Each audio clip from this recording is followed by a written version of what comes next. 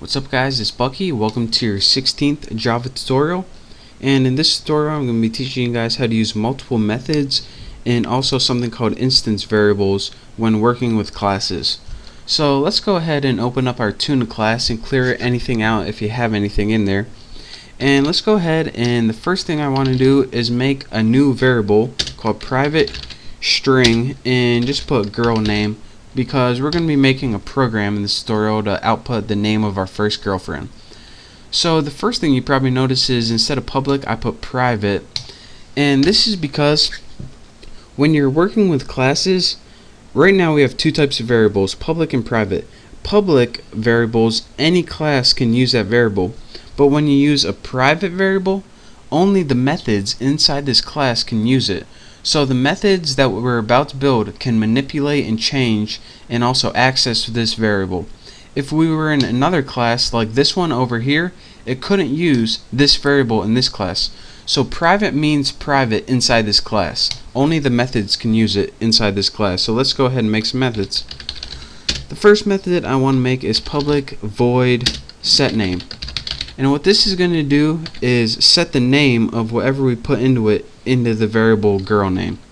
So of course we need a parameter string name. So now we have two variables, name and girl name. So let's go ahead and add some instruction for this method. We're going to put girl name is equal to name, and that's all we need for this method. And what this is going to do is this: whenever we use this method in our main program, whatever we put in for the argument for this method, all it's going to do is make sure girl name is equal to name. So it's pretty much just putting girl name equal to whatever you typed in. Next, let's go ahead and make a method to access that. So let's go ahead and put public string, and this is the return type. Let me show you guys in a second. Again, we know public means access anywhere. The second thing after this is return type. And whatever your method does, it may or may not return something. This method is going to return a string, so that's why we need to put string. And if your method returns nothing, go ahead and put void. So now let's go ahead in our method body, let's go put return girl name. That's all it does is return girl name, which was made up here. Next, let's go ahead and make one last method, public void saying, and this is going to be our final output to the user. So all we need to put here is system out printf, and this is a new type of print if I didn't teach you before. What it does is take something like your make sure I'm spelling everything right. Your first girlfriend was %s, and whenever we use %s, it needs to know what string do I want to put in place of this. Well, we have a perfectly fine string right here in our get name, so let's go ahead and I won't copy that, I won't be too lazy. Get name. So it's going to say your first girlfriend was, and whatever girl name is as defined up here, that's what it's going to output. You'll see what it does later. But for now, let's go over to your apples one. Make sure you import your scanner and make a Tuna object so we can access that class. And now let's go ahead and just put a basic prompt on the screen so we can tell the user what to do. System out print line, and what were we going to print? Just print something like enter name of first girlfriend here.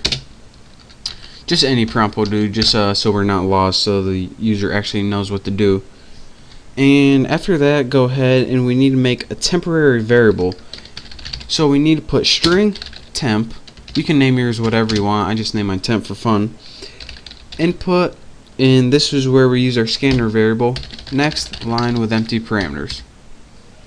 And again, whatever the user types in as their answer, it's going to be stored in the variable temp. So that's what this line does. This is just a prompt. This takes whatever they enter and stores it in the variable temp right there. Next, we need to do something with this. So let's go ahead and use our Tuna object, and we need that to access set name. And of course, the parameters for this is going to be that temporary variable temp. So what it's going to do is take the name that they entered and set it equal to girl name right here. It's going to take it, which is name, set it equal to girl name. Now we need to do one last thing.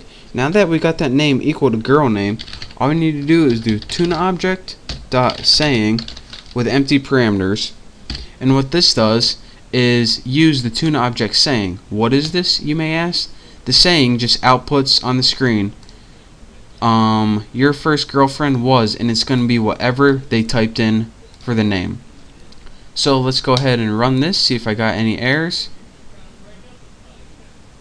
And I don't, so let's go ahead and enter the name of your first girlfriend. Mine was Kelsey. Go ahead and press enter, and it says your first GF was Kelsey, stands for girlfriend. She was a babe. So let me tell you guys what this does one last time. Import scanner, we know what all this stuff does. Enter your name. What this does is allow us to enter a name, and it's going to store it in that variable called temp. And what the next line does right here is say, alright, in your class tuna, take that variable temp and use it in the set name method. So now it takes that variable named temp, which was Kelsey, and stores it as girl name. So now girl name equals Kelsey. So it says, alright, now what? Well, next I want you to just use the saying method in the class tuna. So it says, alright, we know that girl name is equal to Kelsey now. So now we can use that saying, what you told us to do right here, and just your first girlfriend was Kelsey. And again, if you don't know what printf does, then check out my C tutorials and I go over this. This is the common print function in the language C. Also, you can use it in Java, but this is just another way to print, so don't let it confuse you. So that is how you use instance variables and multiple methods. So again, you can use multiple methods in the same class. And don't forget, whenever you have a variable that's outside a method, again, it's outside all of these, but it's inside this entire class, it's called an instance variable. So that's where I get that name from. So I hope you enjoyed watching this tutorial. I hope you understand at least a little bit of it. So thank you guys for watching. Make sure to check out my next tutorial. I promise I'll be clearing this up for you. Don't forget to subscribe to my channel, and I will see you next tutorial.